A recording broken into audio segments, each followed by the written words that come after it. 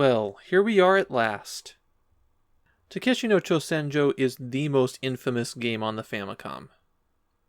There's worse games to play, barely, but there aren't many other games as unrelentingly cruel as this one. As the story goes, Taito signed the comedian Takeshi Kitano to make a video game, and over one very drunken lunch, he dictated all sorts of insane things that he'd wanted in the game. And then instead of just coming back with a generic action game, Taito actually implemented a lot of it. The result is a terrible game, but it's kind of a fascinating art piece. There's a pretty good argument to be made that this is the first troll game. I wish I could do it justice, but I can't. One of the most well-known segments of the game requires that you sing karaoke into the Famicom's microphone. And since I'm recording on an AV Famicom, no microphone. Decades later, Taito would modify the game for the Virtual Console release so that there was a button sequence you could push to make it use the controller instead of the microphone. You can find that out there, but I'm playing on real hardware with a real cartridge. So what that means is I come to a dead end about a third of the way through the game. It also means I'm spared the infamously bad hang gliding segment. So what is this game even about? Well, as near as I can figure, it's about Takeshi having a midlife crisis. He's a salaryman working a dead-end job at a failing company, who goes out every night after work to get drunk and gambles, comes home to a wife and kid that he hates, and over the course of the game, he tries to rebuild his life. Divorces his wife, learns to play a musical instrument, quits his job, and eventually just flies off to the South Pacific to go treasure hunting. Probably the most confusing thing in Takeshi no Chousenjou is that there's an absolutely huge number of options for you, and none of them matter. Only a very small number of things are actually what you do to complete the game. But you have 3 bars you can go to, and you can sample all of their liquor, but only at one, drinking one particular drink, enough times, do you get enough courage to go sing karaoke. You can depart Japan for almost anywhere in the world, but only one location actually matters.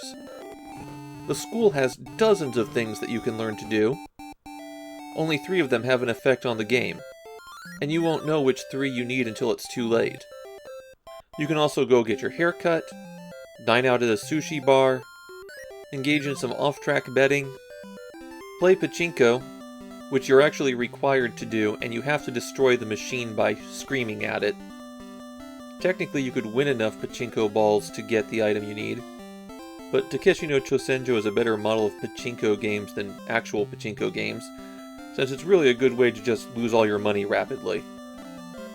If you learn to play the correct instrument, and buy that instrument by getting enough pachinko balls, and then impress everyone at karaoke enough times, then you get one of the most infamous things in the game, a treasure map. It's a blank piece of paper at first, and you have to choose the menu option to leave it in the sun, and then wait for an hour. Don't press any buttons on the controller, just let it sit at this screen for an hour. With that, you can hang glide to the right island, and explore this cave system to find treasure. And that's how you win the game. The game does have a password system, at least. You can get your password at any time by hitting select and going to this option. For the controls, the A button attacks and the B button jumps, but there's a special property to the jump. You can crouch and then jump and you'll go very high, but only straight up. You have to press down in a direction and then you'll get a little bit of movement on it. Unfortunately, you can't attack while jumping or crouching.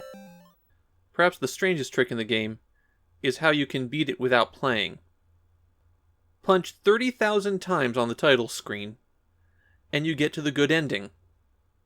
Obviously, I wrapped a rubber band around an auto-fire controller button. Another weird fact about this game, it might not be Takeshi Kitano's first video game. At the time this game was in development, he was also the host of a radio show called All Night Nippon. And at almost the exact same time that this came out, A special prize variation of Super Mario Bros. On the Famicom Disk System, called All Night Nippon Super Mario Bros., was given away. Takeshi is the guy being held hostage in the fifth world.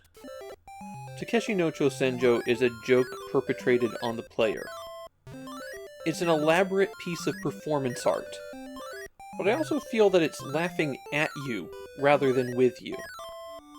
Even setting aside how the adventure portions of the game set up barriers to try to prevent you from engaging with it, the action still plays terribly. If it was more straightforward, it still wouldn't be a good game.